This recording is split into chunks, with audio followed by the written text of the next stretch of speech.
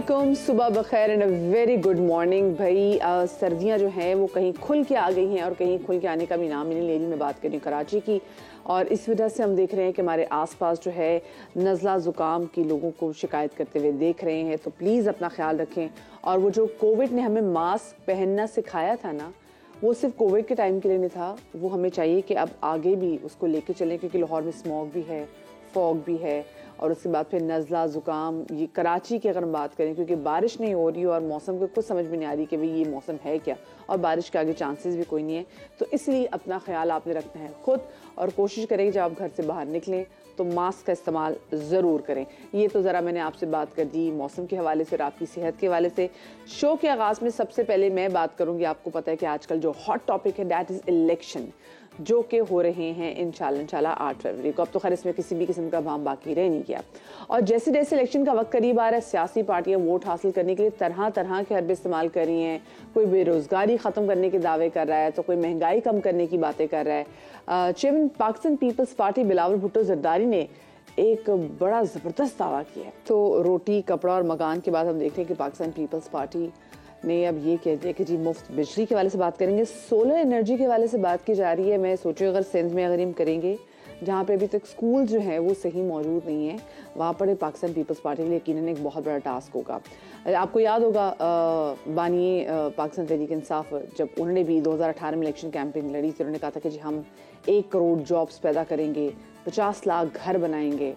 तो ऐसे बहुत सारे दावे जो है वो अवाम के साथ किए जाते हैं, और बेचारे अवाम जो हैं वो उन दावों में आ जाती हैं, उन वादों में आ जाती है, और उनको लगता है कि ये वादे तमाम तक पूरे हो जाएंगे, लेकिन ऐसा होता नहीं है।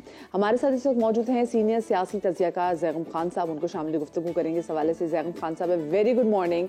ज़ैगम खान साहब, मुझे बताएं कि हम देखते हैं कि पाकिस्तान पीपल्स पार्टी ने हमेशा से रोटी, कपड़ा और मकान का नारा लगाया था, अब ये मुफ्त बिजली और सोलर एनर्जी के हवाले से बात करें। आपको लग रहा है कि ये दावा, ये वादा हेल्प करेगा पाकिस्तान पीपल्स पार्टी को? देखिए, आपने जो सुनवाया है, 3 वादे उन्होंने किए हैं, इन तीनों को हम जरा जल्दी से देख लेते हैं। पहले आखिरी बात जो आपने शुरू किया सोलर के, उससे शुरू करते हैं। उन्होंने 300 यूनिट की बात की, और 300 यूनिट में फिर उन्होंने इजाफा किया सोलर का। देखिए, ये बिल्कुल डूएबल है और ये करना चाहिए। मुफ्त नहीं, बल्कि आप सोलर यूनिट उनको आसान किस्तों पर सब्सिडाइज कर दें, उनसे सूद ना लें। देखिए, 1.5-2 लाख रुपए का एक यूनिट बनेगा जो 300 यूनिट से ज्यादा बिजली बना के देगा। एक जो गरीब घर है, ऑफ ग्रिड है, जहां तक बिजली पहुंची नहीं है, या जो बिजली का बिल पे नहीं कर सकता, उसको भी तो आप जेब से दे रहे हैं ना। हजारों अरब रुपए की सब्सिडी आप जेब से दे रहे हैं उन लोगों को जो लाइफ लाइन कंज्यूमर है। तो वही लाइफ लाइन कंज्यूमर को जो आप हर साल सब्सिडी देते हैं, उनमें से बहुत सौ को वो सब्सिडी आप सोलर यूनिट की सूरत में दे दें, सोलर यूनिट लगा के दे दें। तो ये तो मिलकर सूबाई और वफाकी हुकूमतें कर सकती हैं, जिससे बोझ भी कम होगा, एक ग्रीन एनर्जी आएगी। एक अच्छा प्लान हो सकता है अगर इस पर अमल करें। This is very very sensible to me. अगर आप मुझे इजाजत दें, मैं उनकी पहली बात की तरफ जाऊं, और उसके 2 रुख हैं। उन्होंने ये बिल्कुल ठीक कहा, और उन्हें पहले कहना चाहिए था, कुछ करना चाहिए था जब वो हुकूमत में थे। उन्होंने इस वक्त नहीं किया। हुआ यह है कि डेवोल्यूशन, उसके 2 रुख हैं। पहला रुख उन्होंने बताया कि विफाक से सूबों की तरफ ताकत जाए। अब वो ताकत चली गई, महकमे चले गए। अब मसला ये है कि विफाक में जो हुकूमत बैठी होती है, उसने रिश्वत बांटनी होती है, जिसको हम उर्फ़े आम में पेट्रनेज कहते हैं। उसने लोगों को वजीर बनाना होता है, ब्यूरोक्रेसी इकट्ठी करनी होती है। सिर्फ इस मकसद के लिए वो काम जो सूबों को जा चुका है, उसकी वजारतें और महकमे इस्लामाबाद में बनाकर रखे हुए हैं इन्होंने, और ये मुल्क अफोर्ड नहीं कर सकता कि उस पर 300 अरब रुपए ज़ाय करें। आप मदिया ये देखिए कि आपका आला तालीम का कुल बजट सिर्फ 100 बिलियन है, और वो आप पूरा नहीं करते। 3-3 महीने यूनिवर्सिटी तनख्वाह देने के काबिल नहीं होती, आप वो नहीं दे रहे, और 300 अरब रुपए आप इस तरह ज़ाय कर रहे हैं। लेकिन मैं उनको याद दिलाना चाहूंगा, ये डेवोल्यूशन का एक हिस्सा है कि विफाक से सूबों तक इक़्तिदार चला जाए। दूसरा हिस्सा इससे भी ज्यादा अहम है कि सूबे अपना अख्तियार शहरों और जिलों को मुंतकिल करें, लोकल गवर्नमेंट्स को सही मुख्तदर लोकल गवर्नमेंट बाख्तियार बनाएं। हाँ, कराची को उस तरह चलाएं जिस तरीके से एक मेट्रोपॉलिटन शहर दुनिया में चलाया जाता है, जो अपने इंतजामात खुद करता है। तो डेवोल्यूशन के जब तक ये दूसरे पहलू की बात नहीं करेंगे, तो सिर्फ पहला बेमैनी है, पहला तो हो चुका ना। अब तो सिर्फ 300 अरब रुपए की चोरी है जो रोकनी है। एक तरह की एक तो ठगी जा रही है ना रकम, इसको रोकना अपनी जगह, लेकिन अब अगले जो लेकिन ये बड़े लेवल्स पे चोरी हो रही है ज़ैकुम खान साहब। अगर हम देखें, आपने बड़ी अच्छी बात की, लेकिन ये बड़े लेवल्स पे चोरी हो रही है। हम देखें, मतलब इनकी हुकूमत की बात करें, पाकिस्तान पीपल्स पार्टी की सिंध में इतने अरसे से हुकूमत थी। मैं ट्रांसपोर्टेशन सिस्टम का सिर्फ मैं मवाजना करूँ, अगर मैं कराची और लाहौर का, लाहौर ज़्यादा बेहतर, मैं लाहौर को ज़्यादा बेहतर देखती हूँ। कराची में मैं देखती हूँ कि जी वादे किए जाते हैं, वो ट्रेन्स नहीं बनती, वो मेट्रो सर्विसेज नहीं दी जाती, और यहाँ पर इतनी बड़ी आबादी के लिए ट्रांसपोर्टेशन सिस्टम ही काफ़ी नहीं है। यहाँ पर बसेज लेकर आते हैं, लेकिन उसके बाद बसेज में भी अगर 40 हों तो उसमें से तकरीबन 10 चल रही होती हैं। तो आपको नहीं लगता ये चीज़ें पहले भी हो सकती थी? तो यहाँ पे लोगों को थोड़ा बहुत इंटेलिजेंट होना चाहिए जब कोई भी इनके पास कोई भी वादा लेकर आए। बिल्कुल, मेरे ख्याल में लाहौर का मॉडल जो है वो भी कोई ऐसा काबिल रश्क नहीं है। लाहौर का मॉडल ये है कि पंजाब का जो 60% बजट है, सिर्फ बेहतर क्यों है वो मैं आपको बताने लगा हूं कि पंजाब का 60% जो तरक्याती बजट आप एक शहर पे खर्च करें, इतना तो सिंध का पूरा बजट नहीं है। तो सिंध कहां से लाएगा कराची पे इतने पैसे खर्च करे? देखिए यहाँ भी तो एक चोरी है ना एक तरह की। सही होना ये चाहिए कि जो बड़े शहर हैं लाहौर और कराची है, जिस तरह दुनिया के मेट्रोपोलिस होते हैं उस तरह अपने आप को मैनेज करें। अपने बहुत से टैक्सेस ये खुद रेज कर सकते हैं। ये सिर्फ प्रॉपर्टी टैक्स इतना रेज कर सकते हैं कि लाहौर इस वक्त जितना है उससे कई गुना बेहतर हो जाए। और कराची लाहौर की तरफ जो रश्क से देखता है, कराची आसानी से इतना प्रॉपर्टी टैक्स जमा कर सकता है कि लाहौर से बहुत बेहतर शहर हो सके। आप बम्बे से मवाजना करके देखिए, मुंबई से। तो ये शहर अपने आप को रन करें एक बड़े मेट्रोपॉलिटन के तौर पर, एक सही वहां पे लोकल गवर्नमेंट हो। तो यहाँ पे लोकल गवर्नमेंट जो है वो बहुत अहम है। जिस तरह दुनिया में अच्छे मॉडल हैं, और ये तो बुनियादी बात है, शहर कैसे ऑपरेट कर सकता है अगर लोकल गवर्नमेंट का वाकई बाइख्तियार होना बहुत ज़्यादा ज़रूरी है। अच्छा, क्विकली मुझे बताएगा ज़ैकुम खान साहब, ऑन ग्राउंड आप किस पार्टी को देख रहे हैं कि वो अपनी इलेक्शन कैंपेन जो है वो सही समत लेके जा रही है?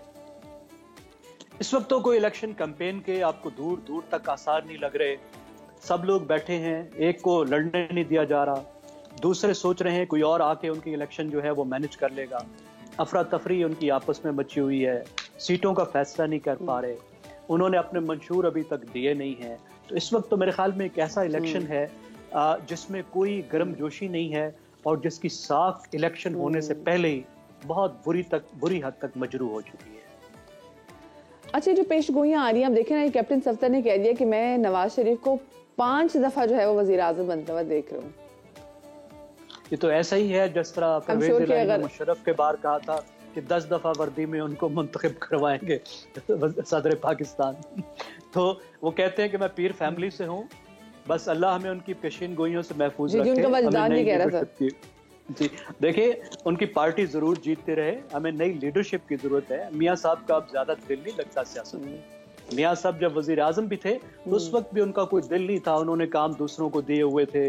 वो मतलब मेरा ख्याल है उनका दिल भर चुका है इस हुकूमत से, वजारत उज़्मा थे। इस वक्त जो आए हैं वो हुकूमत चाहते भी हैं तो वो अपने आप को रिडीम करने के लिए, जिसको कहते हैं ना कि अपना जो धब्बा है उसको साफ करना चाहते हैं। वो कहते हैं जी मेरी बेइज्जती हुई है तो अब मैं वापस अपनी साख को बहाल करें। मुझे लगता है उनकी भी ख्वाहिश है कि अब उनकी बेटी उनकी जगह जो है वो संभाले। अब बेटी संभाल सकती है या नहीं संभाल सकती, अवाम उसको कबूल करते या नहीं करते, ये तो आने वाला वक्त बताएगा। लेकिन डेफिनेटली मैं नहीं देखता कि अगली बार आएंगे वो। हम जो बड़े नाम सामने देख रहे हैं, तो क्या हम वजारत उज़्मा के लिए उन्हीं को सोचें कि अगर बहुत सारे बड़े नाम जो हैं कि उनमें से कोई बन सकता है, या हो सकता है कोई नया नाम भी जो आपकी रीडिंग्स हैं वो हो सकता है वजारत उज़्मा का कैंडिडेट? देखिए, सरप्राइजेस तो हो सकते हैं, हर इलेक्शन सरप्राइजेस लाता है, लेकिन बज़ाहिर यही लग रहा है कि इस वक्त मुस्लिम लीग नवाज में से 2 भाइयों में से कोई एक भाई वजीर आजम बनेगा। हो सकता है जो दूसरी 2-3 पार्टियां हैं वो कोई सरप्राइज देकर बहुत ज्यादा सीट्स ले लें, अगरचे इम्कान बहुत कम है लेकिन हो तो सकता है ना, सोच लेते हैं जरा। तो फिर उस सूरत में जो गवर्नमेंट बनेगी, कोalition गवर्नमेंट, जब कोalition गवर्नमेंट बनती है तो फिर उसमें खींचातानी होती है, उसमें बाजुकात ऐसी टाई आ जाती है कि फिर किसी कंसेंसस कैंडिडेट की तरफ जाना पड़ता है कि ना तेरा ना मेरा, फुला को ले लेते हैं। उस सूरत में फिर ऐसा होता है कि कोई ऐसा कैंडिडेट पिक कर लिया जाता है जो डार्क हाउस होता है, क्योंकि कोई पार्टी नहीं चाह रही होती कि दूसरी पार्टी का सरबरा या बड़ा जो है वो लीडर बने। ये एक मंजरनामा है, सिनेरियो है, मतलब बहुत से सिनेरियो हम इस वक्त बना सकते हैं ना मंजरनामे मुस्तकबिल के। तो एक मंजरनामा ये हो सकता है, हम इसको रूल आउट नहीं कर सकते। सही, ठीक है, बहुत शुक्रिया जी। ज़ैगम खान साहब सीनियर तज्ज़ियाकार और सीनियर जर्नलिस्ट, कॉलम निगार हम मौजूद थे और हम बात कर रहे थे बिलावल भुट्टो ज़रदारी ने जो दावा किया है। अल्लाह करे जी, मैं तो कहती हूँ कि जो दावे और वादे किए जाते हैं, जब ये लोग इक़्तिदार में आएँ तो ये वो वादे पूरे भी करें, क्योंकि at the end of the day आवाम के लिए अच्छा होना है। अच्छा, सुबह के समय में मेरी हमेशा ये कोशिश होती है कि आपके सामने मैं ऐसे लोग और जगह लेकर आऊँ जिनसे कोई ना कोई नई बात जानने का आपको मौका मिले। आज भी मैं कुछ ऐसी कोशिश करने जा रही हूँ। हमारे सीनियर प्रोड्यूसर हैं जी रेहान अहमद, उन्होंने एक रिपोर्ट तैयार की है कराची के कदीम गांव रेडी गोट के बारे में। इस गांव में घर के अक्सर फैसले मर्द नहीं बल्कि घर की ख़वातीन करती हैं। है ना हैरत की बात? आइए आपको दिखाते हैं। कराची जैसे बड़े शहरों की तेज़ रफ्तार ज़िंदगी में ख़वातीन एक बहुत ही एक्टिव रोल प्ले करती हुई नज़र आती हैं। दफ्तरों में काम करती हैं, घरों का इंतज़ाम संभालती हैं और छोटी बड़ी गाड़ियां चलाती हैं। इस वक्त जहां पे मैं मौजूद हूं, ये कराची से 35 किलोमीटर के फासले पर एक कदीम गांव है जिसका नाम है रेडी गोट। इस गोट के अंदर भी ख़वातीन मर्दों से ज़्यादा एक्टिव नज़र आती हैं। हर औरत की अपनी एक कहानी है। अपनी छोटी सी कश्ती में समंदर से मछलियां पकड़ के अपना और अपने घर वालों का पेट पालने वाली हकीमा पर पिछले बरसों में जिंदगी कुछ ज्यादा मेहरबान नहीं रही और ना ही आज है। इस बारे में हकीमा का कहना है कि गुर्दे की खराबी की वजह से उसका शौहर काम नहीं करता, इसलिए घर का चूल्हा जलाने के लिए सुबह 6 बजे उसे अपनी छोटी सी कश्ती में समंदर की राह लेनी पड़ती है। 2 घंटे के मुसलसल सफर के बाद वो उस मखसूस मुकाम पर पहुंचती है जहां मछलियों की कसरत है। फिर समंदर में जाल डालकर मुसलसल 2 घंटे तक उसे इस बात का इंतजार करना पड़ता है कि जाल में कम से कम इतनी मछलियां तो आ जाएं जिनकी फरोख्त से हासिल होने वाली आमदनी घर के तमाम अफराद का पेट भरने के लिए काफी हो। 58,000 आबादी के हामिल रेडी गोट में हकीमा वाहिद औरत नहीं जो घर के चूल्हे का बोझ अपने कंधों पर उठाए हुए है, बल्कि गांव की कई दीगर खवातीन भी इसी डगर पर चल रही हैं। इसीलिए स्कूलों में दाखिले के वक्त रजिस्टर में बाप के बजाय माँ का नाम दर्ज किया जाता है। हमारा सारा काम जो है माहीगीरी है, माहीगीर से हम लोग वाबस्ता हैं। लोग चले जाते हैं समंदर में, जितने भी मर्द हजरात हैं। अब पीछे जो है खवातीन हैं, खुदा न खास्ता कोई इमरजेंसी हो जाए, कोई एक्सीडेंट हो जाए तो कौन डिसीजन लेगा? फिर वो डिसीजन उनके पास होता है, वही डिसीजन ले लेती है कि हॉस्पिटल जाना है, कोई डिलीवरी के मामलात हैं, कोई एक्सीडेंट हो जाता है ऐसा कोई घर में, तो लाजमी है वो फिर डिसीजन पावर उन लोगों के पास है, वो डिसीजन लेती है। कुछ खवातीन जो हैं वो शिकार भी करती है, जिसमें 6-7 को आप काउंट कर सकते हो। रेडी गोट से चंद किलोमीटर के फासले पे लांडी और कोरंगी के इंडस्ट्रियल जोन्स वाक़ हैं, जिनकी फैक्ट्रियों का फुजला और कीमियावी मादे समंदर में बहा दिए जाते हैं, जो आबी हयात के खात्मे का सबब बन रहे हैं। मच्छेरों के मुताबिक 1 अशरा कबल तक हर किस्म की मछलियां रेडी गोट के साहिल पर तैरती हुई आ जाती थीं, मगर अब उनकी तलाश में समंदर में मीलों दूर तक जाना पड़ता है, लेकिन फिर भी शिकार नहीं लगता। इस सूरत हाल की वजह से बस्ती के लोग अपना आबाई पेशा तर्क करने पर मजबूर हो रहे हैं और गांव की गलियों में मुख्तलिफ किस्म के कारोबार खोल रहे हैं, जिनमें से बेशतर का इंतजाम गांव की खवातीन चलाती हैं। तकरीबन हर गली में ऐसी दुकानें मौजूद हैं जो खवातीन चला रही हैं। इनमें चाय और खाने के होटल से लेकर कपड़े के कारोबार से मुंसलिक दुकानें भी शामिल हैं। इन्हीं में एक होटल ज़ैनब का भी है, जहां निहायत ही सस्ते नरखों पर खाना फरोख्त होता है। इस होटल में दाल और सब्जी की कीमत 50 रुपए और सालन की कीमत 100 रुपए है। तारीख की किताबों से पता चलता है कि 1971 की पाक भारत जंग में दुश्मन के तैयारों ने इस गांव को भी अपनी नफरत का निशाना बनाया था। 71 के अंदर दुश्मन भारत ने यहाँ पे बमबारी की थी, जिसमें एक बम जो है वो आबादी के बीच में गिरा था। शेख मौला, वरियानी मोहल्ला और कासमानी मोहल्ला वो तो उससे बहुत हद तक मुतासर हुए थे, जिसमें बहुत सारी आबादी जो है वो नस्ल नाबूद हो गई थी।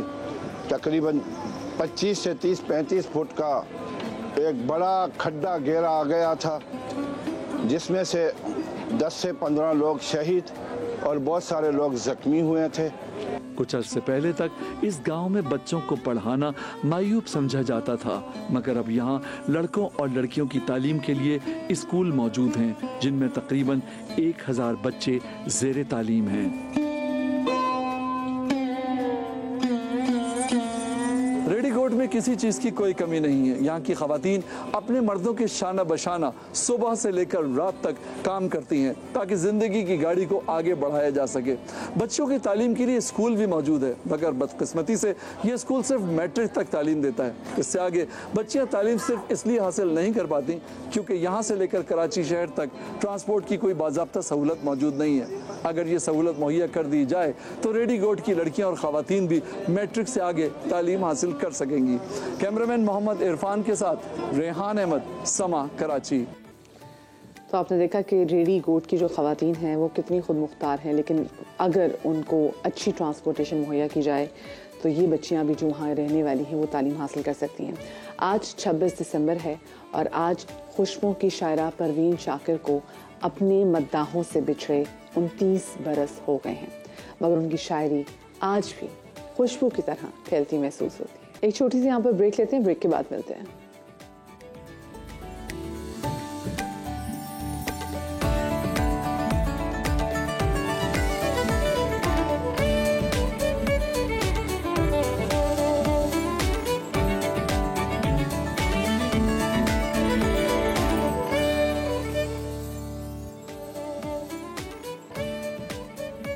Welcome back after the break. और ब्रेक के बाद ज़रा बात कर लेते हैं स्टॉक एक्सचेंज के हवाले से, जो कि गुज़िश्ता हफ्ते शदीद तरीन मंदी के बाद क्रैश हो गया है। बदतरीन मंदी से इंडेक्स 62,000 पॉइंट्स की हदूद से नीचे चला गया है। इंडेक्स 66,000 पॉइंट्स की बुलंदी से घटकर 61,700 पॉइंट्स की सतह पर आ गया है। आज मार्केट में हफ्ते का पहला रोज़ा क्योंकि कल ऑफ डे था, और इस वक्त क्या सूरत हाल है जानते हैं। हमारे नुमाइंदे रिजवान आलम वहाँ पर मौजूद हैं।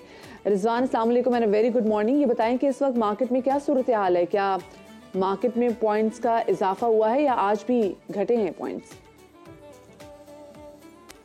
बढ़िया स्टॉक मार्केट तो आज जो है वो करंट मार रही है सरमायाकारों को, और आज स्टॉक मार्केट नहीं है, शॉक मार्केट बनी हुई है सरमायाकारों के लिए। 3 दिन की छुट्टियों के बाद स्टॉक मार्केट खुली है, तो आज स्टॉक मार्केट सुबह ही से कारोबार के आगाज़ से ही शदीद मंदी की लपेट में, मंदी के बादल यहाँ गहरे होते जा रहे हैं और बिल्कुल ऐसा लग रहा है सरमायाकारों को सांप सूंघ गया है। तो इस वक्त भी मार्केट जो है वो 1200 से ज़ायद पॉइंट्स मंदी दिखा रही है। एक मौके पर 1300 पॉइंट्स की मंदी भी हो गई थी।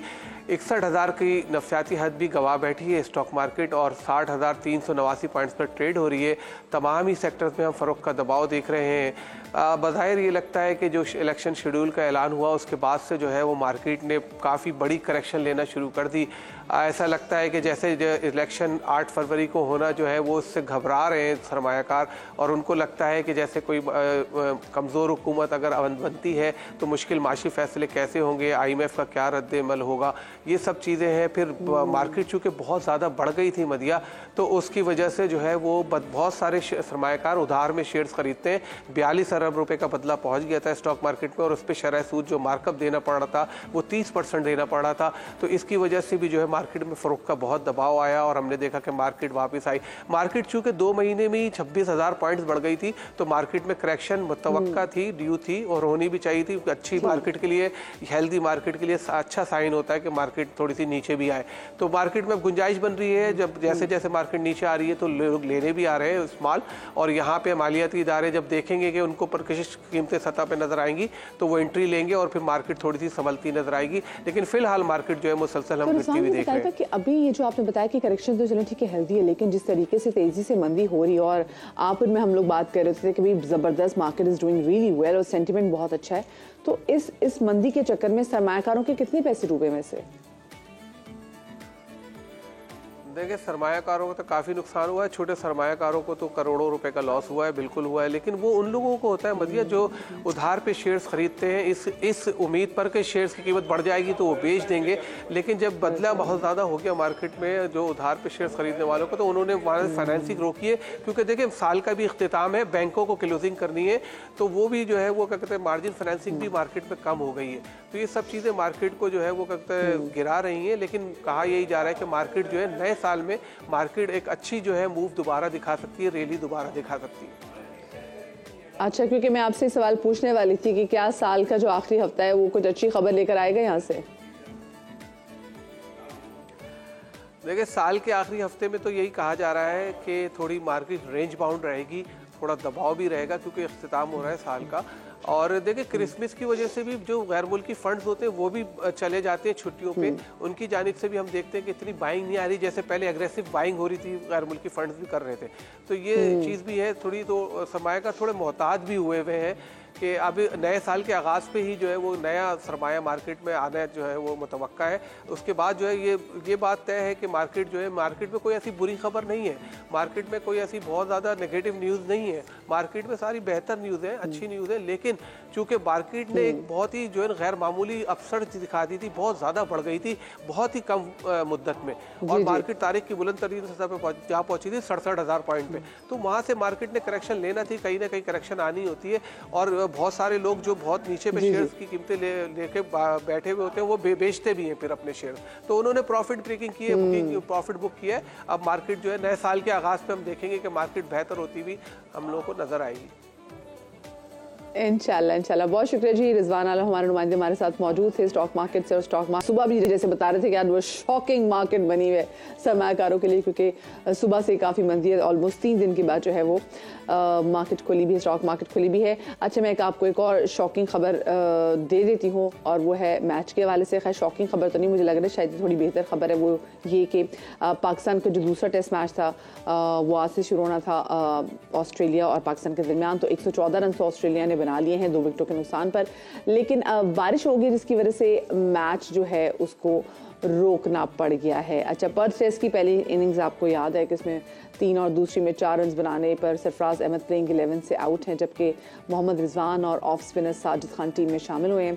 मीर हमजा और हसन अली भी स्क्वाड का हिस्सा रहे। याद रहे, शाहीनों को ऑस्ट्रेलियन सरजमीन पर टेस्ट मैच जीते 28 बरस बीत चुके हैं, और मेलबर्न के मैदान पर पाकिस्तान ने आखिरी टेस्ट जो जीता था वो जीता था जी 42 साल पहले।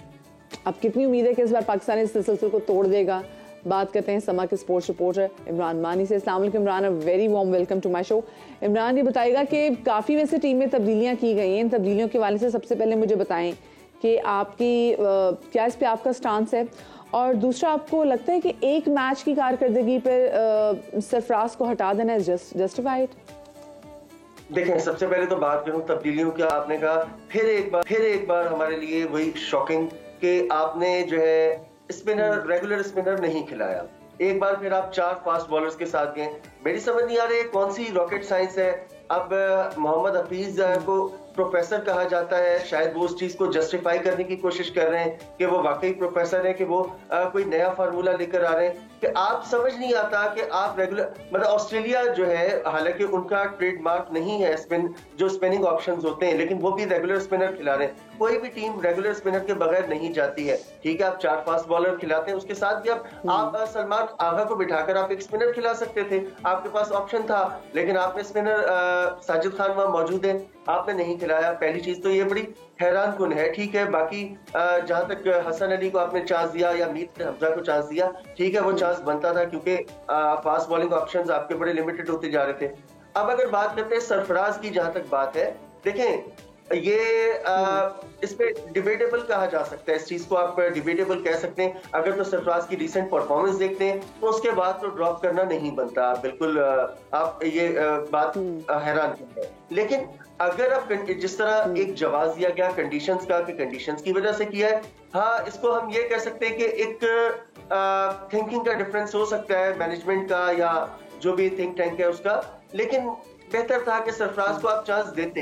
हाँ, यहाँ ये सवाल मैं जरूर करूंगा उन लोगों से, आप थोड़ा सा मुझे इसमें टाइम दीजिएगा, कि जो लोग माजी में ये कहते आए वर्ल्ड कप हुआ, वर्ल्ड कप में हम ये कहते आए कि जो भी हुआ बाबर आजम जिम्मेदार हैं, बॉलर्स परफॉर्म नहीं कर रहे, बाबर आजम जिम्मेदार हैं, फील्डर्स परफॉर्म नहीं कर रहे, बाबर आजम जिम्मेदार हैं। अब कल से बहुत सारे लोगों को मैं देख रहा हूँ वो ये सवाल कर रहे हैं, क्या सरफराज अकेले जिम्मेदार थे, क्या सिर्फ सरफराज का सारा कसूर था, क्या पर्थ में आ रहे सिर्फ।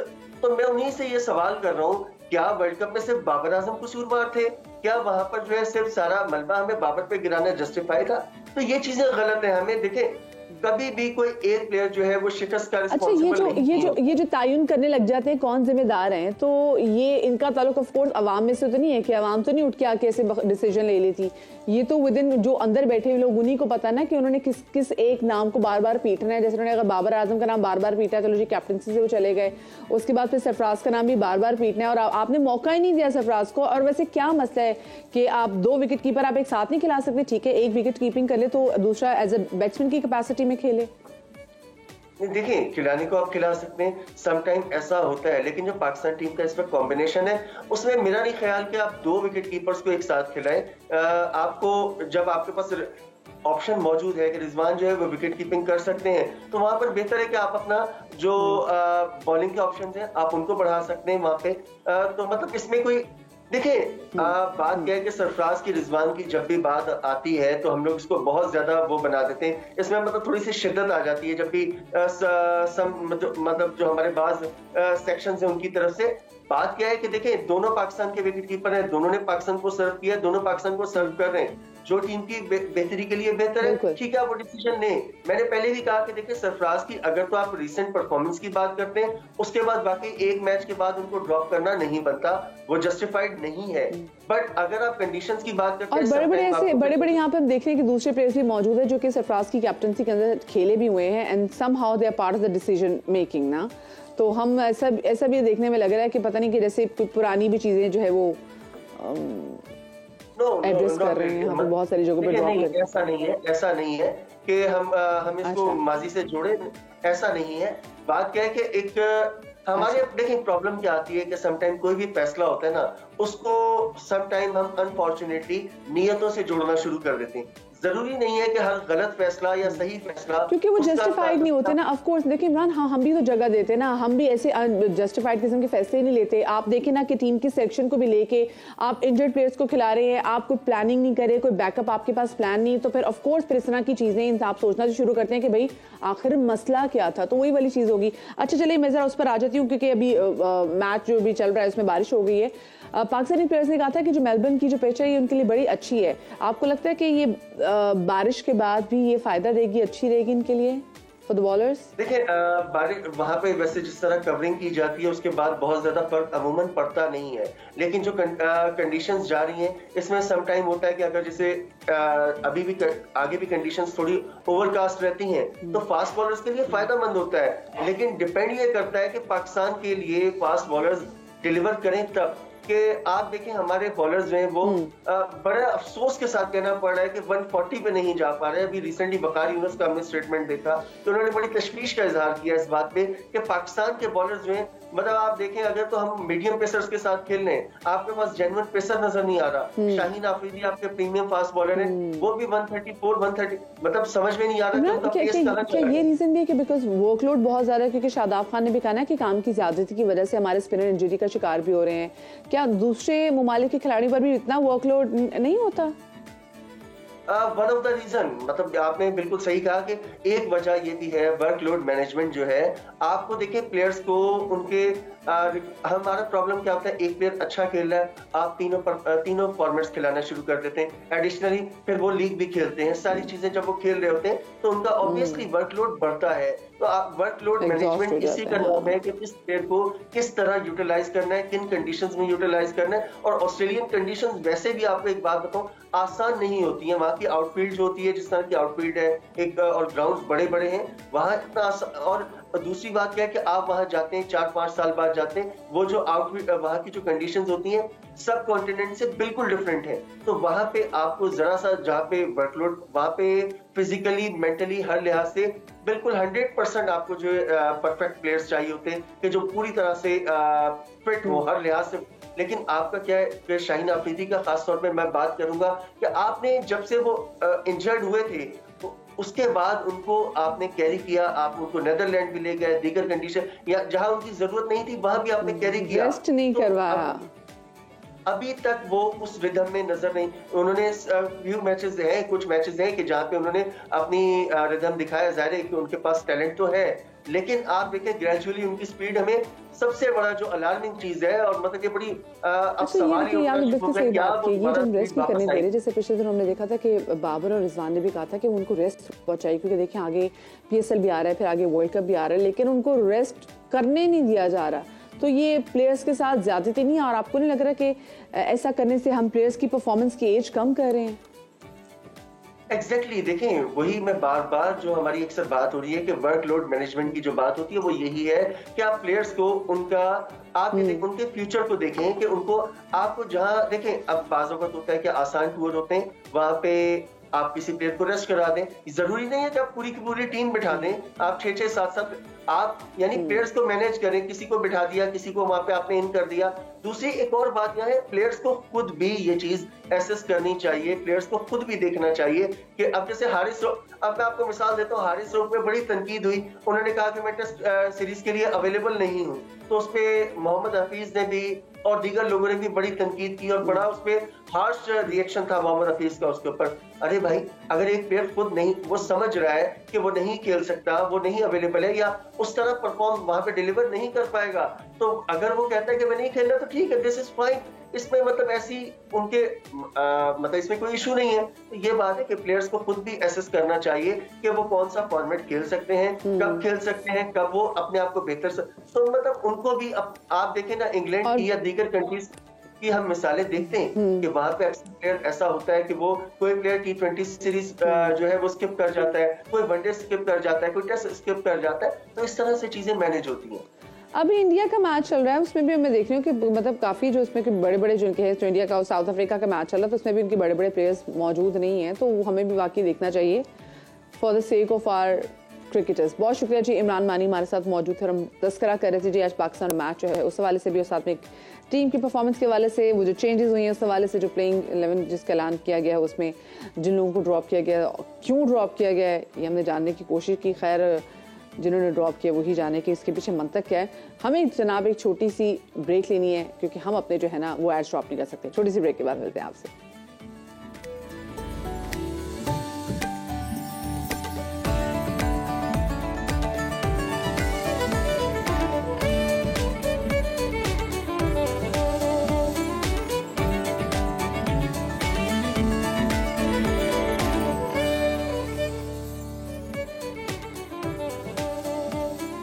Welcome back after the break and a very good morning once again. अभी आप हेडलाइंस में भी देख रहे थे कि पंजाब में किस कदर जो है वो धुंध के डेरे हैं और बहुत वहाँ पे सर्दी है, और ऐसे में लाहौर समेत पंजाब भर के बेशतर शहरों में गैस घंटों घंटों गायब रह रही है, जिसने लोगों की मुश्किलात में मजीद इजाफा कर दिया है। खाने के औकात में शहरियों को गैस की किल्लत का सामना करना पड़ा है और लोग परेशान हैं कि भाई हम जब सुबह बच्चे घर से स्कूल के लिए जाते हैं, खैर अभी तो छुट्टियां हैं, लेकिन सुबह बच्चों को नाश्ता देने के लिए घर में गैस नहीं है, रात को खाना पकाने वक्त जो है वो गैस नहीं है, और गैस बहुत कम आ रही है, तो और बाहर से कितनी हम चीज़ें खरीद लें। इसी वाले से बात करेंगे, लाहौर के नुमाइंदे हमारे साथ मौजूद हैं, कासिम अली अरशद, उनको शामिल गुफ्तगू करेंगे। कासिम, मुझे बताइएगा कि कितने घंटों की इस वक्त लोड शेडिंग हो रही है लाहौर में गैस की? जी देखें, लाहौर में इस वक्त जो सूरत हाल है वो ये है कि सुई नौदरन हुकाम की जानिब से तो ये दावा किया जाता है कि मजमूई तौर पर 8 घंटे के करीब जो है वो बताते हैं कि दिन के मुख्तलिफ औकात कार में वो गैस फराहम करते हैं। ताम सूरत हाल ये है कि उन 8 घंटों में शहरियों को कम गैस प्रेशर का सामना करना पड़ता है, और 8 घंटों के अलावा जो दीगर जो घंटे हैं दिन के, उसमें तो गैस वैसे ही मुयसर नहीं आती। मैं इस वक्त यहाँ अंदरून शहर में मौजूद हूँ। ये रकबे के लिहाज से तो कम, लेकिन आबादी के लिहाज से बहुत बड़ा इलाका है, यहाँ आबादी बहुत ज़्यादा है, और उसी लिहाज से शहरियों की गैस की तलब भी उतनी ज़्यादा है। ताम उसके मुताबिक सुई नौदरन हुकाम की जानिब से उन्हें गैस फराहम नहीं की जाती। और इस तरफ ये लोहारी गेट का इलाका है, 12 दरवाजे हैं, यहाँ सूरत हाल ये है कि 8 घंटों में इन्हें कम गैस प्रेशर का सामना रहता है। उसके अलावा सुई नौदरन हुकाम से जब हमारी बात हुई तो उनका ये कहना है कि एक चैलेंज का सामना उन्हें भी है, जो शहरी गैस कंप्रेसर इस्तेमाल करते हैं घरों के अंदर, उसकी वजह से जो बाकी जो पड़ोसी हैं या बाकी के इलाके के लोग हैं, वहाँ उनको जो है वो कम गैस प्रेशर का सामना रहता है, क्योंकि गैस प्रेशर जो है मुयसर नहीं है, गैस भी मुयसर नहीं है, और दिन में सिर्फ 8 घंटे गैस मुयसर आती है। तो शहरी LPG सिलेंडर्स की तरफ जाते हैं, वो महंगा है, लेकिन वो एक नई प्रैक्टिस है शहरियों के लिए कि वो LPG सिलेंडर्स जो है वो उसको इस्तेमाल करते हैं और उसके साथ अपने जो घरेलू ज़रूरियात हैं, खातून खाना वो उसके ज़रिए अपना खाना वगैरह पकाती हैं। और ज़्यादातर जो है वो हम चूँकि ये बाज़ार में खड़े हैं, यहाँ पर ज़्यादा रश है लोगों का कि वो बाहर खाना खा रहे हैं, क्योंकि घरों में तो इस वक्त उनको गैस मुयसर नहीं आएगी। 11 बजे के करीब जो इनके मुकर्रर औकातकार हैं वो सुबह 6 से 9 बजे तक गैस मुयसर आती है, जबकि 12 बजे गैस दोबारा मुयसर आती है शहरियों को 12 से 3 बजे तक, और इस तरह शाम 6 से 9 बजे तक गैस मुयसर आती है। तब इन औकात में गैस का जो प्रेशर होता है वो उतना ज़्यादा नहीं होता जितना होना चाहिए। चूँकि सर्दी है, सर्दी की वजह से जो है वो गीज़र भी लोग इस्तेमाल करते हैं, लेकिन गीज़र का इस्तेमाल जो है वो शहरियों के लिए ख्वाब बन गया है। गैस की लोड शेडिंग ज़्यादा है यहाँ पर या फिर पूरे लाहौर में ऐसे ही टाइमिंग्स हैं? देखें, पूरे लाहौर सुई नॉर्दर्न हुकाम के जो सारिफ हैं उनके लिए इन्होंने मजमूई तौर पर 8 घंटे का टाइम मुकर्रर किया गया है, और यही सूरत हाल लाहौर में भी है। ये शेड्यूल तमाम सारिफीन के लिए है। लाहौर में जो है सुई नॉर्दर्न हुकाम की जानिब से खुसूसी तौर पर ऑपरेशन भी किए जा रहे हैं। इस पर मैं अगर बताऊँ कि तकरीबन 34 लाख रुपये के जो है वो जुर्माने आयद किए गए हैं जिन लोगों ने गैस कंप्रेसर इस्तेमाल किए, गैस चोरी की उस मद में। और उसके अलावा इसके साथ साथ जो है वो 238 अफराद हैं, ये वो सारिफ हैं जिनके कनेक्शन मुनक़ता किए गए कि उन्होंने गैस चोरी की, उन्होंने कंप्रेसर का इस्तेमाल किया। और कंप्रेसर के इस्तेमाल में एक जो ख़तरे वाली बात है वो ये है, चूँकि ये वो गैजेट है या वो आला है जो कानूनी तौर पर नहीं बनाया जाता, जिसे कोई कंपनी नहीं बनाती है। देसी साख्ता कंप्रेसर होता है जिसके फटने से जो है वो बाज़ों का धमाका भी होता है, और जो खातून खाना होती हैं वो शदीद जो इसकी जद में भी आती हैं। और इसी चैलेंज का सामना सुई नॉर्दर्न हुकाम को भी है, क्योंकि कंप्रेसर चलने से बाकी जो घर हैं उनको गैस का प्रेशर कम हो जाता है, और जो गैस कंप्रेसर इस्तेमाल करता है उसके घर में जो है वो गैस ज़्यादा मुयसर आती है। ताम सूरत हाल इस वक्त यह है कि सर्दी है, सर्दी की वजह से गैस की तलब में बहुत ज़्यादा इजाफा भी हो जाता है, और शहरियों की ये कोशिश होती है कि किस तरह उन्हें गैस मुयसर आए, लेकिन ये उनके लिए जो है वो ख्वाब ही बनता जा रहा है कि उन्हें मुकम्मल प्रेशर के साथ गैस मिले, ताकि वो उसके जो गैस के मुकर्रर जो प्रेशर है उसके मुताबिक अपना खाना 280 के करीब वो अफराद हैं जिनकी गैस के कनेक्शंस भी काटे गए हैं। तो ये क्या जो क्रैकडाउन जो एक्शन है ये जारी है? और क्योंकि पूरे अगर हम देखें लाहौर बड़ी तेज़ी से एक्सपैंड कर रहा है, तो किन किन जोन्स पे जो है वो ऑपरेशन इस वाले से कर रहे हैं?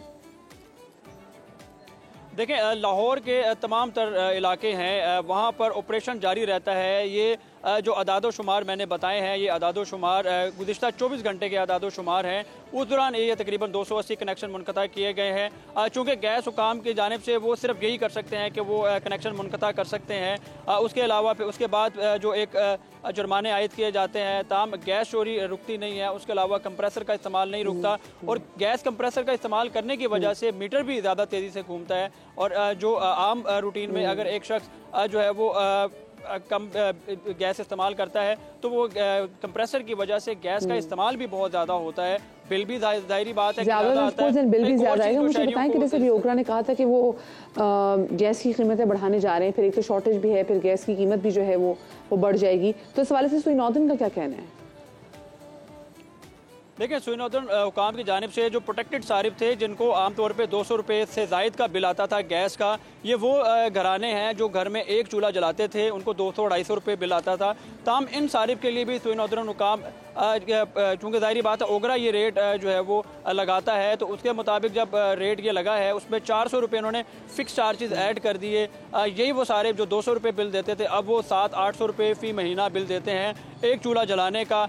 ये चूँकि ओगरा की जानिब से रेट दिए गए थे तो सुई नॉर्दर्न ने तो इसको सिर्फ इम्प्लीमेंट किया है, लेकिन इसका जो छोटा सारिफ है, जो प्रोटेक्टेड सारिफ है, उस पर बड़ा ज़्यादा जो है वो उन्हें परेशानी का सामना है। अब चूँकि वो 200 रुपये बासानी माहाना गैस का बिल देते थे, अब वो 700-800 रुपये कम से कम ये जो बिल है ये सुई नॉर्दर्न या ये गैस का जो बिल होगा ये कम से कम 700-800 रुपये होगा। और ये बिल तो उन्हें अदा करना पड़ेगा, चाहे गैस आए या ना आए, चाहे गैस मुयसर हो या ना हो, कम गैस प्रेशर भी हो, लेकिन ये बिल तो उन्हें अदा करना पड़ेगा। गैस आए ना आए, आपको बिल तो अदा करना ही पड़ेगा। बहुत शुक्रिया जी। कासिम रेशद हमारे नुमाइंदे हमारे साथ मौजूद थे और बता रहे थे कि लाहौर में जी 8 घंटे जो है वो गैस आ रही है, सुबह 12 से 3 बजे आ रही है, फिर 6 से 9 बजे आ रही है। लोग काफ़ी ज़्यादा परेशान हैं, और जिस टाइम पे ये गैस आ भी रही है तो गैस की जो है जो पीछे से पावर है वो काफ़ी ज़्यादा स्लो है, तो लोग काफ़ी ज़्यादा इस हवाले से परेशान भी हैं। अच्छा जी, गैस के बाद हम ज़रा बात कर रहे थे पानी के हवाले से। शहर कायद में पानी की किल्लत का मसला हल होने का नाम ही नहीं ले रहा, और ये मसला अब से नहीं है, ये कई सालों से शहर कायद में पानी का मसला है।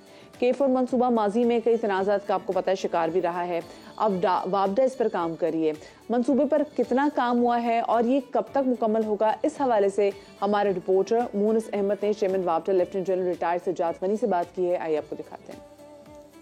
कराची के लिए जो अहम तरीन फराहमी आपका मंसूबा है K4, उसकी आज हम साइट पर मौजूद हैं केंजर लीक पर, जहां पे इनटेक बनाया जा रहा है।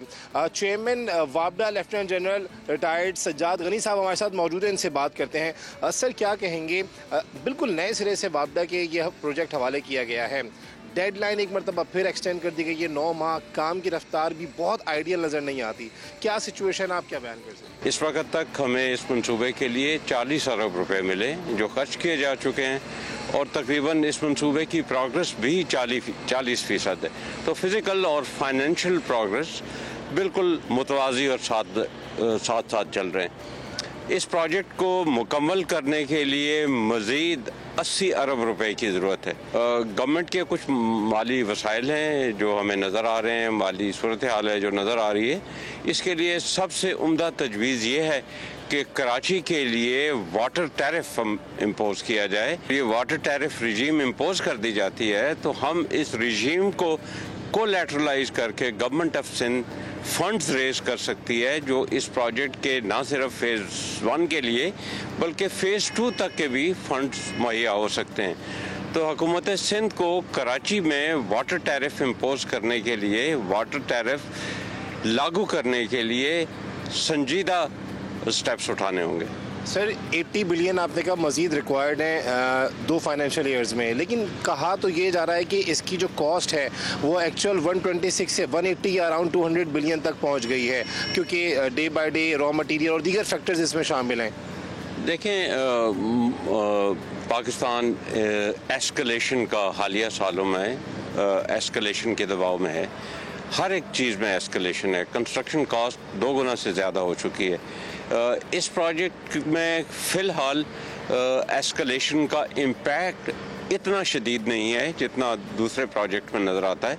बहरहाल PC1 रिवाइज़ हो रहा है उसका, और 126 मिलियन जो रुपए जो इसकी प्रोजेक्ट कॉस्ट है उसमें कुछ ना कुछ इजाफा होने का इम्कानात हैं और जो क्वाइट लॉजिकल है, रैशनल है, ये मंतकी तौर पे दुरुस्त है, क्योंकि पिछले 3 सालों में तकरीबन 200% से ज़्यादा कंस्ट्रक्शन कॉस्ट में एस्केलेशन हो चुकी है। सर आपकी जो जिम्मेदारियां हैं वो प्रोजेक्ट की तकमील तो है, लेकिन अहम तरीन कॉम्पोनेंट ऑगमेंटेशन भी है, आप उसका कुछ बता सकते हैं, क्योंकि बज़ाहिर तो अभी तक उस पर कोई काम होता नज़र नहीं आया। ऑगमेंटेशन से आपकी मुराद है कि कराची शहर के अंदर जो पानी का तरसीली निज़ाम है या तकसीम कार निज़ाम है। जी हाँ, हुकूमत सिंध और Karachi water supply and sewerage board इसके ऊपर काम कर रहा है। वर्ल्ड बैंक की भी इसमें माली मावनत शामिल है। अब ये कंसल्टेंसी की स्टेज में है। हमारी शदीद तरीन ख्वाहिश होगी कि जब ये प्रोजेक्ट K4 कंप्लीट हो रहा हो तो कराची में पानी का तकसीम कार मंसूबा भी अपने इंजाम को पहुंच सके।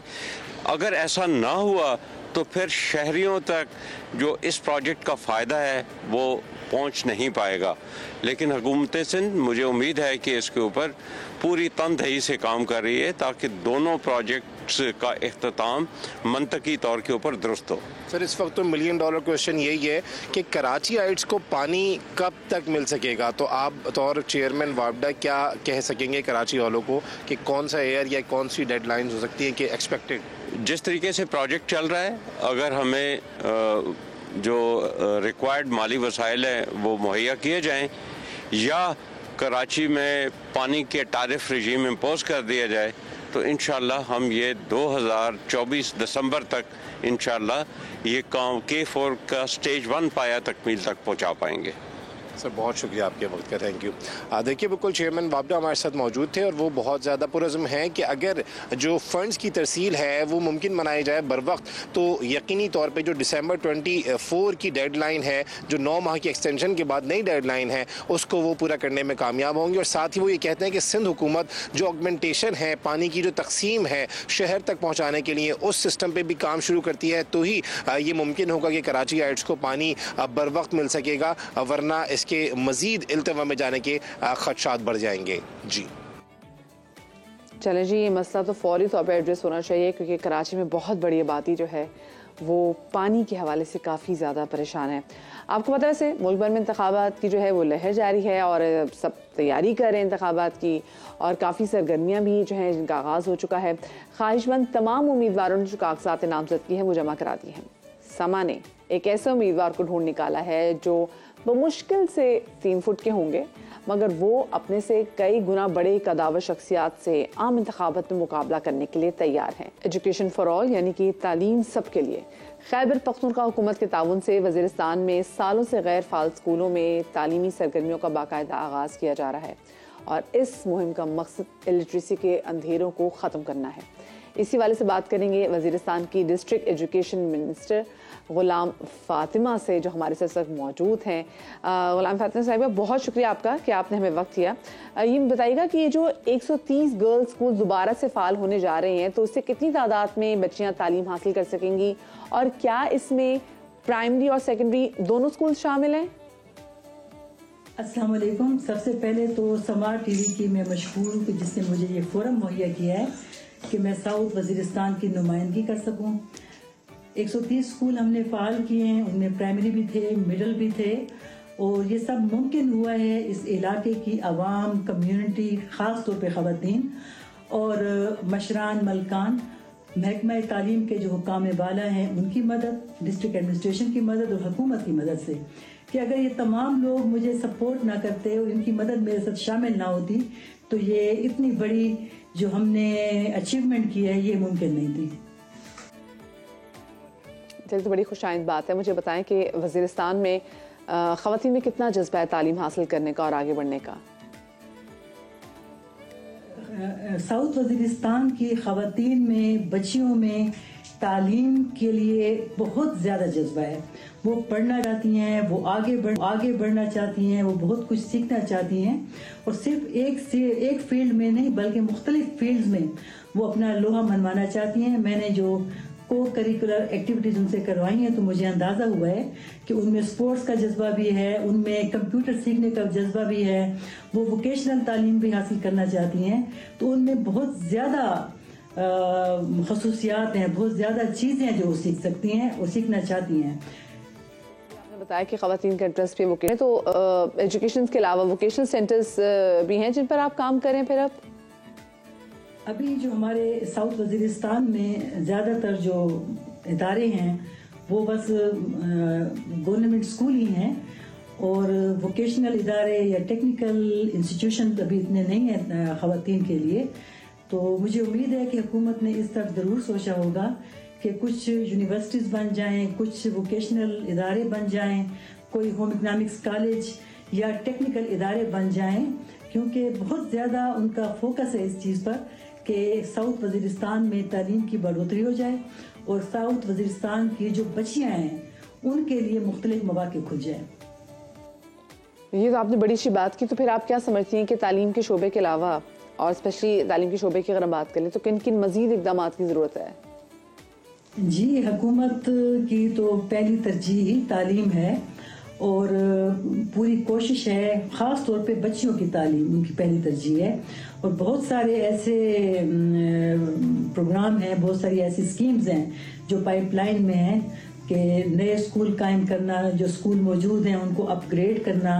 इसी तरह से मुख्तलिफ जो गैर रस्मी तालीमी इदारे हैं उनको भी मतलब हुकूमत दावत दे रही है कि वो इन अज़ला में अपने मंसूबे लेकर आएँ और स्कूल कायम करें।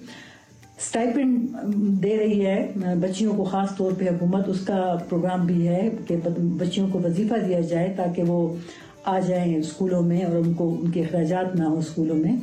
इसके अलावा अगर ये अज़ला चूँकि बहुत दूर अफ्तादा हैं और यहाँ पे इश्यूज़ हैं, कुछ रिहाइश के हवाले से कुछ मसाइल हैं, तो अगर ख़वातीन असातिज़ा के लिए हॉस्टल तामीर हो जाएं तहसील के लेवल पर और इसी तरह से उनको ट्रांसपोर्टेशन जो है मुहैया हो जाए, या चूँकि ये बहुत ही मुश्किल अज़ला हैं तो यहाँ अगर कोई hard area allowance, unattractive area allowance ज़्यादा बढ़ाकर दे दिया जाए तो मेरे ख्याल में इससे असातिज़ा बहुत ज़्यादा उनकी इस तरफ वो मोटिवेट हो जाएंगे और जो बच्चियां हैं वो भी ज़्यादा से ज़्यादा, क्योंकि तालीमी बोझ वहाँ के इलाके के लोग बर्दाश्त नहीं कर सकते इतने ज़्यादा, तो अगर उनको तालीमी वज़ाइफ मिल जाए स्टाइपेंड की सूरत में तो मुझे उम्मीद है कि वो बच्चियां जो आउट ऑफ स्कूल हैं हम उनको भी स्कूल में लाने में कामयाब हो जाएंगे। सही, ठीक है। बहुत वैसे अच्छी आपने बात की है कि अगर ये ट्रांसपोर्टेशन के वाले से भी कुछ चीज़ें सॉर्ट आउट हो जाएं और हॉस्टल मिल जाए टीचर्स को, तो हो सकता है कि दूसरे शहरों से भी लोग आकर यहाँ पर वज़ीर-ए-आज़म की बच्चियों को तालीम दें। बहुत शुक्रिया जी, हमारे साथ मौजूद थी वहाँ की मिनिस्टर तालीम कनीज़ फातिमा साहिबा। मुझे आपके एक साथ बड़े मज़े की खबर शेयर करनी है। जैसे आपको पता है कि बहुत सारे लोगों ने तकरीबन 28,000 के करीब जो हैं वो इलेक्शन कमीशन को दरख्वास्तें मौसूल हुई हैं जो लोगों ने जमा कराई हैं। कई सियासी रहनुमा इस बार इलेक्शन में हिस्सा नहीं भी ले रहे, लेकिन इस बार कुछ अलग नाम जो है वो सामने आ रहे हैं। सोशल मीडिया पर अपनी अनोखी गुलकारी से वायरल होने वाले चाहत फ़तेह अली ख़ान ने इलेक्शन लड़ने का फ़ैसला कर लिया जी। चाहत फ़तेह अली ख़ान ने लाहौर से कौमी असम्बली के हल्का NA 128 से अपने कागजात नामजदगी जमा कराए हैं और इस बहाने में आपको बताएं कि उनका जो असल नाम है वो काशिफ राना सामने आ गया। और हमें लग रहा था कि उनका नाम रखा गया है चाहत फ़तेह अली ख़ान, लेकिन उनका नाम है काशिफ राना। ये देख लें कि सिर्फ ये सिंगर ही कमाल नहीं है, आप इनकी स्टाइल स्टेटमेंट भी देख लें, क्या ज़बरदस्त। इन्होंने भी चश्मा भी पहना हुआ था। चलें, आज के दिन के लिए इतना फैशन काफ़ी। मुझे छोटी सी ब्रेक लेनी, ब्रेक के बाद मिलते हैं।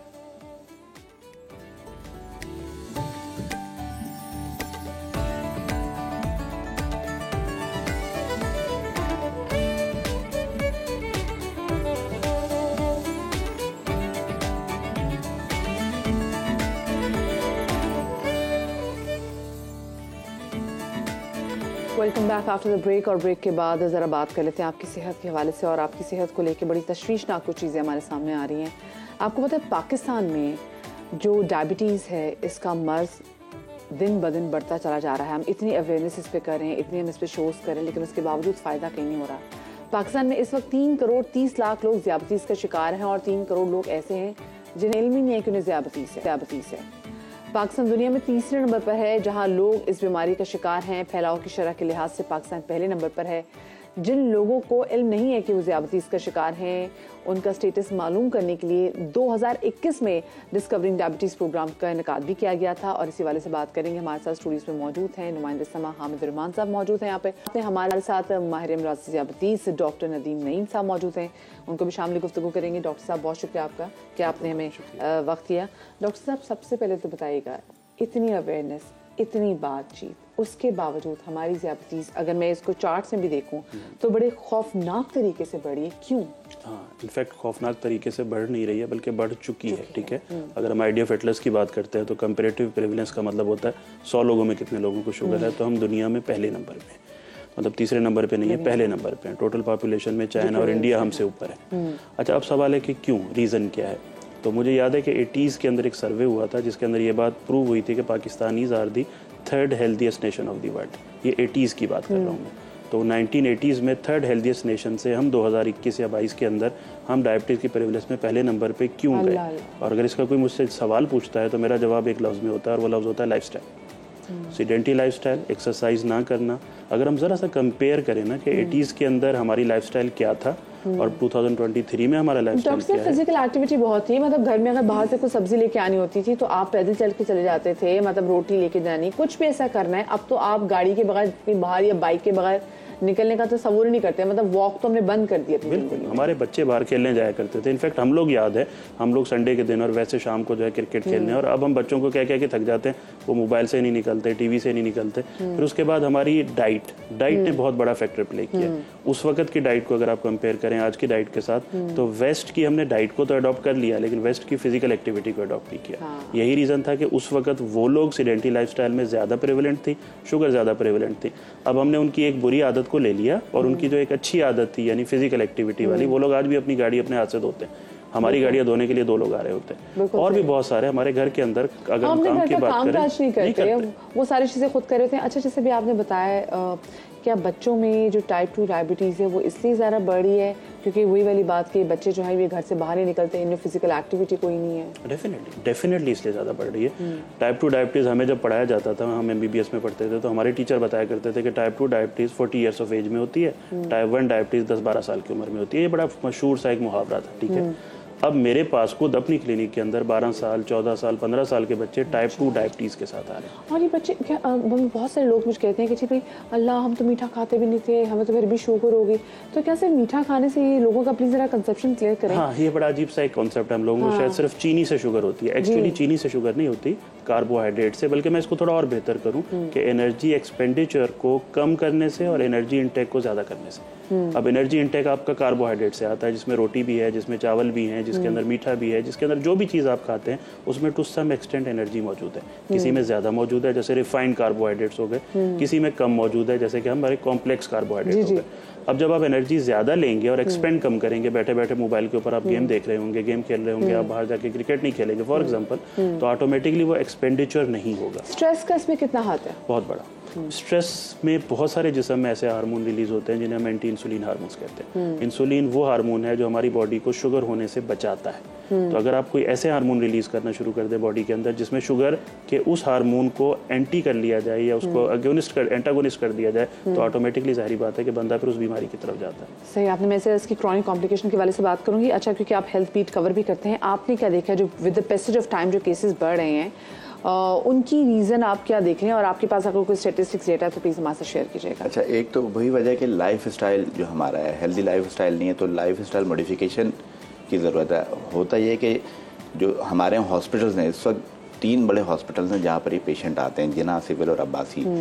तो प्रॉब्लम यह है कि पेशेंट उस वक्त यहाँ आता है जब कॉम्प्लिकेशन शुरू हो जाती हैं। अच्छा, बुनियादी तौर पर तो इसको प्राइमरी केयर क्लिनिक पर जाना चाहिए, डिस्पेंसरी पर जाना है। जो हमारे यहाँ डिस्पेंसरी जो पूरा सेटअप वो कोलैप्स हो चुका है, तो वहाँ जाते हैं। जब उसको कॉम्प्लिकेशन शुरू होती हैं, जब पाँव कटने के करीब आता है या हार्ट अटैक होता है, तो तब वो हॉस्पिटल आता है। जब तो इस वजह से बर्डन बहुत ज़्यादा हमारे पास। जो दोनों अस्पताल हैं यहाँ पर कोई 7 से 10 हज़ार रुपये योमिया फी हॉस्पिटल पेशेंट्स का प्रेशर है जिना पर और सिविल पर, जो ओपीडी में आते हैं। तो उन्हीं में ये पेशेंट्स शामिल होते हैं। ज़ाहिर है फिर हमारे यहाँ कोई अलग से इनका वार्ड नहीं है, मेडिसिन वार्ड में इनको ट्रीट करते हैं। तो उसकी वजह से मेडिसिन वार्ड में ओपीडीज इनकी होती है और उस वजह से प्रेशर बहुत ज़्यादा है, तो ये प्राइवेट हॉस्पिटल का रुख करते हैं। तो प्रेशर इन पेशेंट्स का ज़्यादा होता जा रहा है, तो जो ये सरकारी अस्पताल भी कैटर नहीं कर सकते हमारे लिए, तो इससे प्रॉब्लम आते हैं। सही, ठीक है। अच्छा, ज़रा क्रॉनिक कॉम्प्लिकेशन की वजह से अगर डॉक्टर साहब बात करें तो वो क्या है? हम स्पेसिफिकली पाँव के वाले से में ज़्यादा है, जो गैंग्रीन हो जाती है, बिल्कुल। क्या क्या चीज़ें इसमें और आ जाती है? इसमें देखिए, इसमें जब पेशेंट मेरे पास एक न्यू आता है ना, तो आप यकीन करेंगे मेरा जो पेशेंट की काउंसलिंग स्टार्ट होती है ना, वो कॉम्प्लिकेशन से होती है। हम बाय नेचर कुछ इस तरह से बन गए हैं कि अगर हमें डरा दिया जाए तो हम फिर भी कुछ ना कुछ चीज़ों को फॉलो करते हैं। तो मैं जो शुरू करता हूँ ना कि देखें जी, आपको शुगर हो गई है और अगर ये कंट्रोल ना की गई, गुर्दे खराब हो जाएंगे, आंखें खराब हो जाएंगी, दिल की नसें कमजोर हो जाएंगी, फालिज का हर बीमारी की जड़ शुगर है। इसे हम लोग कहते हैं एसिम्प्टोमेटिक, खामोश कातिल, आपको पता भी नहीं चलता। इसीलिए स्क्रीनिंग इंपॉर्टेंट है। ये जो डिस्कवरिंग डायबिटीज का कॉन्सेप्ट आया था, ये कॉन्सेप्ट इसी चीज से निकला था कि जो 33 मिलियन लोग हैं, इनमें से आधे तो ऐसे हैं जिनको शुगर का पता ही नहीं है।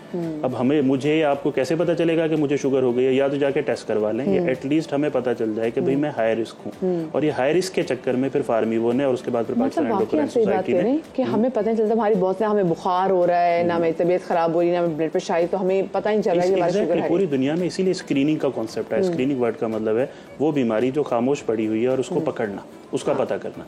और ये स्क्रीनिंग करके ही हम इस बीमारी को कॉम्प्लिकेशन से पहले पहुंचा सकते हैं, यानी इसको पहुंच के इसे कंट्रोल कर सकते हैं। अगर कॉम्प्लिकेशन के साथ आ गया कोई पेशेंट जिसके पैर कटने की नौबत आ रही है, जिसके गुर्दे खराब हो गए हैं, जिसकी आंखें खराब हो गई हैं, वो तो इरिवर्सिबल है ना। डॉक्टर साहब, मुझे बताएं कि वो खवातीन जो कि एक्सपेक्ट कर रही होती हैं और जब उनमें भी हम देखते हैं कि उधर भी बहुत ज़रा मार्जिन हमारे पास आ जाता है डायबिटीज़ का, उनको हम कैसे रोक सकते हैं? और इन केस अगर आपको हो जाती डायबिटीज़ तो वो कहते हैं कि लोग घबरा जाते हैं कि ऐसा ना हो कि बच्चे में मुंतकिल हो जाए। देखिए, 2 बातें। सबसे पहले तो मुंतकिल वाला कॉन्सेप्ट रिलेटिव है, ठीक है। रिलेटिव किस तरीके से? ये नहीं हो सकता कि मदर को शुगर हो गई है प्रेगनेंसी में तो बच्चे को भी हो जाएगी, ऐसा पॉसिबल नहीं है, ठीक। लेकिन रिलेटिव किस हिसाब से? रिलेटिव इस हिसाब से है कि क्योंकि मदर को शुगर हुई है, अगर वो अनकंट्रोल्ड होगी तो बच्चे की जो ग्रोथ होगी वो ज़्यादा होगी, ठीक है, इन यूट्रो, जो अपनी मदर के अंदर, ठीक है। जब वो पैदा होगा उसका वेट ज़्यादा होगा, जब उसका वेट ज़्यादा होगा तो उसे मुस्तकबिल में शुगर होने के चांसेस ज़्यादा होंगे।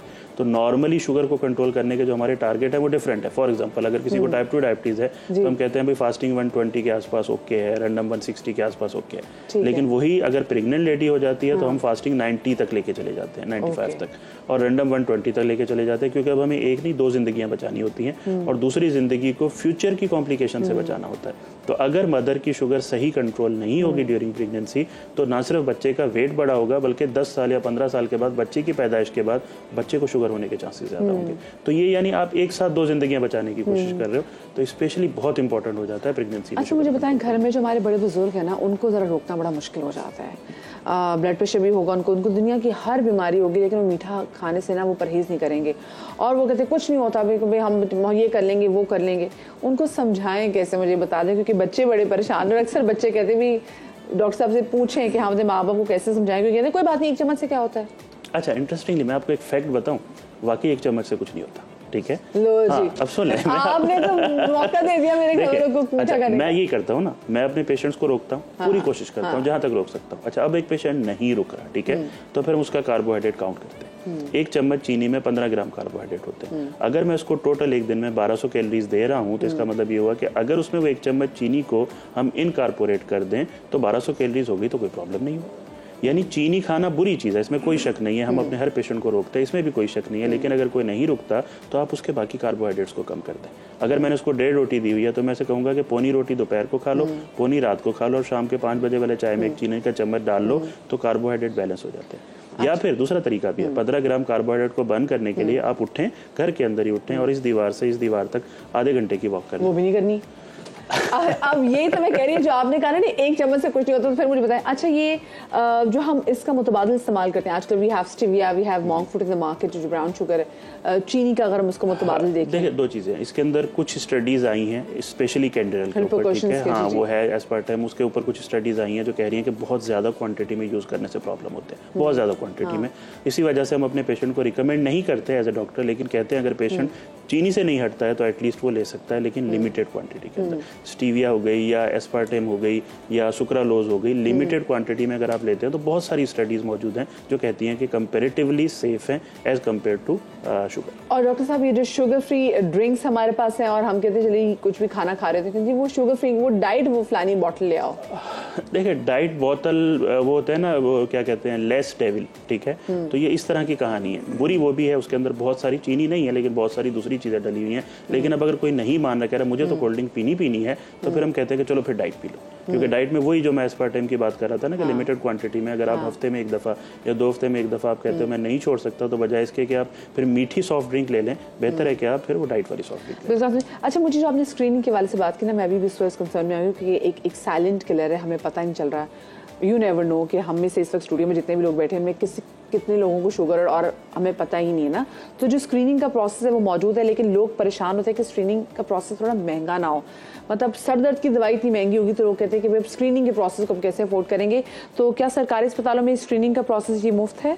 सरकारी अस्पतालों में स्क्रीनिंग का प्रोसेस बिल्कुल फ्री है, दवाएं भी मिलती है, और ज़रा वही बात है कि लोगों में खौफ होता है कि कोई बीमारी ना निकल आए, तो इस वजह से वो इस तरफ आते ही नहीं है। और दूसरी बात, जब प्राइमरी क्लिनिक पर जाएंगे तो वहाँ से उसको डॉक्टर प्रिस्क्राइब करेगा आप स्क्रीनिंग करवाएं, तो बीच का वो पूरा हिस्सा ही गायब है, जिसकी वजह से वो फिर शुगर होने के बाद हॉस्पिटल आते हैं। सही, ठीक है, ठीक। अच्छा, इसमें थोड़ा सा मैं ऐड करना चाहूँगा। देखिए, स्क्रीनिंग बेसिकली आप पॉपुलेशन बेस्ड स्क्रीनिंग नहीं कर सकते, हम तकरीबन मेरा ख्याल है 20-21 करोड़ लोग हैं।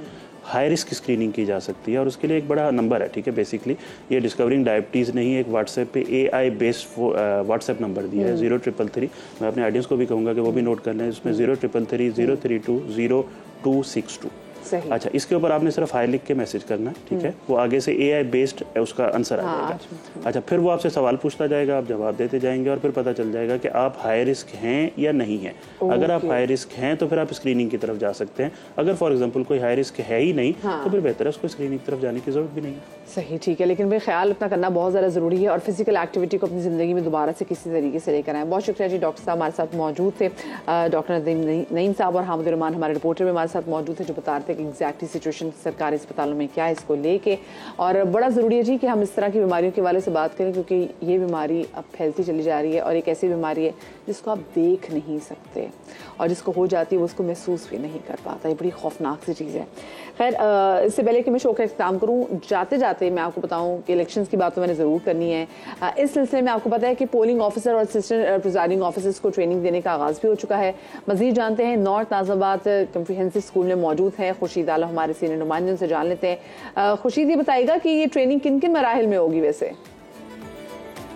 देखिए, आमतौर पर समझा जाता है ना मदिया कि उस्ताद पढ़े लिखे होते हैं, तालीम याफ्ता होते हैं, और यकीनन ये बात दुरुस्त है, लेकिन खुद उस्तादों को भी कभी कभी तरबियत की ज़रूरत पड़ती है, और वो मरहला होता है मरदमशुमारी का, खाना शुमारी का, बल्दियाती इलेक्शन या आम इंतखाबात। इसी हवाले से हम देखते हैं कि असातिज़ा किराम की तरबियत यहाँ पे हो रही है। कम्प्रिहेंसिव स्कूल में मास्टर ट्रेनर यहाँ पर मौजूद हैं, बुशरा मैडम, और इसी तरह मुख्तलिफ असातिज़ा हैं जिनकी मुख्तलिफ मरहलों में ट्रेनिंग है। असिस्टेंट प्रिजाइडिंग ऑफिसर्स की आज ये ट्रेनिंग का मरहला शुरू हुआ है। मजीद ये इनकी ट्रेनिंग होगी, कितने असातिज़ा को तरबियत फराम की जाएगी, ये हम मालूम करेंगे आयशा साकिब से, जो इलेक्शन ऑफिसर हैं। मैडम, कितने लोगों की तरबियत देंगी आप और कब तक? हम इंशाल्लाह तकरीबन 11,000 के करीब लोगों को तरबियत दे रहे होंगे इन कुछ आने वाले कुछ दिनों में। और ये मरहला जो था, ये एक्चुअली पहला मरहला था ट्रेनिंग्स का, जो कि कल से शुरू हुआ है। और आज जो है, आज के दिन हम तकरीबन 800 लोगों को ट्रेनिंग दे रहे होंगे। हमारे 28 के करीब मास्टर ट्रेनर्स इस वक्त यहाँ मौजूद हैं, और हर क्लास के अंदर आपको 30 के करीब presiding APOs, assistant presiding officers और पोलिंग ऑफिसर्स नज़र आएंगे, जो कि इस पहले मरहले में इस ट्रेनिंग से मुस्तफ़ीज़ होंगे। और हम इनके फ़राइज़ आगे आने वाले इलेक्शंस में इनकी खिदमत जो है वो हम ले रहे होंगे इनसे। इनको क्या क्या सिखा रहे हैं आप इसमें तरबियत में आज? इनको हम ये सिखा रहे हैं कि इनकी एक्चुअली जो पोल डे होगा उस दिन एक असिस्टेंट प्रिजाइडिंग ऑफिसर की और एक पोलिंग ऑफिसर की क्या जिम्मेदारियां होंगी। अच्छा, ये तरबियत कराची के तमाम अजला में हो रही है? जी बिल्कुल, ये तकरीबन सिंध के बल्कि पूरे पाकिस्तान में ये ट्रेनिंग चल रही है इस वक्त, जो कि कल से स्टार्ट हुई है। जी बिल्कुल, न सिर्फ कराची बल्कि पूरे सिंध, पाकिस्तान भर में ये तरबियत का मरहला शुरू हो चुका है। कैमरामैन आपको दिखा रहे हैं M कामरान के यहाँ पर असातिज़ा मौजूद हैं, ख़वातीन भी हैं, मर्द भी हैं। हम कोशिश करेंगे कि मैडम बुशरा से मालूम कर लें आखिर चंद जुमले। मैडम, आप ये बताइए कि आप इनको सिखा क्या रही हैं? सब पढ़े लिखे लोग हैं, आप मास्टर ट्रेनर हैं, फिर तो बताइए ना। अस्सलाम वालेकुम, बुशरा एहसान मेरा नाम है, मैं मास्टर ट्रेनर हूँ। क्या सिखा रही हैं आप?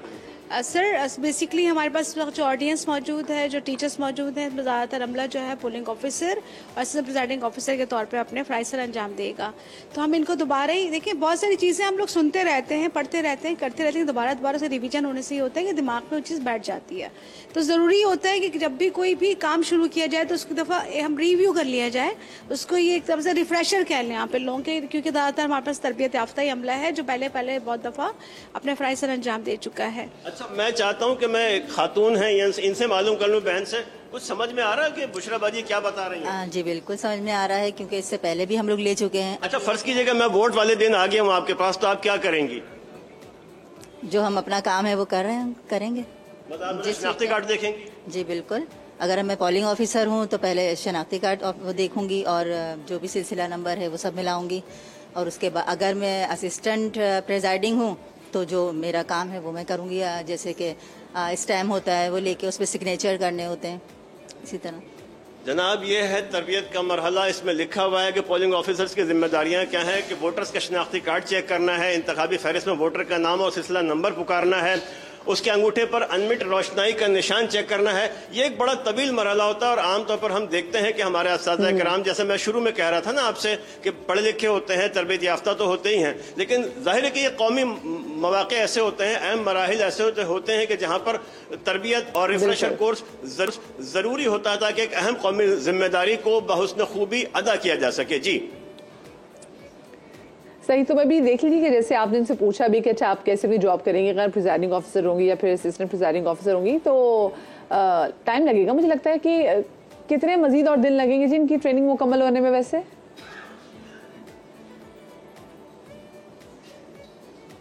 जी, ये अगले महीने तक ये मरहला जारी रहेगा, जनवरी तक ये सिलसिला रहेगा। प्रेजाइडिंग अफसरान की भी तरबियत होगी, फिर उसके बाद मजीद इस तरह के मराहिल होंगे ताकि उसमें किसी किस्म का कोई इबहाम न रहे और उनको कोई दुश्वारी और किसी दिक्कत का सामना न रहे। हालांकि ये उस तरबियत के मरहले से गुजरे हुए असातिज़ा हैं, लोग हैं, लेकिन जाहिर है कि ये मरहला ऐसा होता है कि बार बार ये तरबियत कराई जाती है ताकि किसी किस्म की गलती का कोई इम्कान न रह सके। जी सही, ठीक है, बहुत शुक्रिया जी। खुर्शीद आलम हमारे नुमाइंदे हमारे साथ मौजूद थे और बता रही ऑफिसर्स की जो भी ट्रेनिंग हो रही है वो ट्रेनिंग पहले मरहले में जारी है और वो क्या कुछ ट्रेनिंग हो रही है वो भी उन्होंने आपके सामने बात रखी। इससे पहले कि मैं आप लोगों से इजाजत लूँ, कल हम देखने की थी सोशल मीडिया पे, कल दोपहर के वक्त जो है कि जब क्रिसमस लंच के मौके पे हमने देखा कि जी आलिया भट्ट ने और रणबीर कपूर ने फाइनली अपनी बेटी जो रहा है उसकी पहली झलक पापराजी को दिखा दी है। और वो जैसे ही पिक्चर्स आई उसके बाद हमने देखा कि सोशल मीडिया पे एक भूचाल उठ गया। आप अपना इंस्टाग्राम खोलें, आप अपना ट्विटर खोलें, आपको हर जगह इनकी बड़ी ही प्यारी बेटी की जो पिक्चर नजर आने लग जाती है। और लोग इतने फास्ट हैं यूट्यूबर्स में देख रही थी कि उसके बाद लोगों ने फौरन से निकाली जी ऋषि कपूर की बचपन की एक तस्वीर निकाली और साथ में उनकी पोती की तस्वीर लगा के साथ में कहा ले जी ये कंची आंखों वाली, नीली आंखों वाली बच्ची जो है बिल्कुल अपनी दादा जैसी है। सो एक अच्छी चीज़ थी कि उन्होंने अपनी बच्ची, क्योंकि बड़ा मुश्किल होता है, आपने देखा कि इंडिया में पापराजी कैसे पागल हो जाते हैं, कोई एयरपोर्ट जा रहा हो, कोई कहीं भी जा रहा हो, कोई जिम से बाहर निकल रहा हो तो हर एक की पिक्चर लेने का उनको कितना जुनून होता है, बिकॉज एक एक पिक्चर बड़ी बिक्री होती है। और there was a time when जब करीना कपूर के जो बेटे थे बड़े तैमूर, उनकी पिक्चर्स जो वो एक्चुअली बिका करती थी। सो बड़ी उन्होंने कोशिश की कि बच्चे को पापराजी से छुपा के रखें, लेकिन इतना आसान होता नहीं है। कल फाइनली जब उनकी बच्ची 1 साल से ज़्यादा की उनकी उम्र हो गई तो फिर आलिया भट्ट और रणबीर कपूर ने क्रिसमस लंच के मौके पे दुनिया की जो मुलाकात अपनी प्यारी सी बेटी से कराई। और बेटियां सबकी सांझी होती थी, अल्लाह सब बच्चों के नसीब अच्छे करे। चले जी, आप लोगों से इजाज़त लेने का, आप लोग अपना बहुत सारा ख्याल रखिएगा, शाद रहिए, आबाद रहिए, अल्लाह पाक आपको औलाद के गम से महफूज रखें। अल्लाह हाफिज़।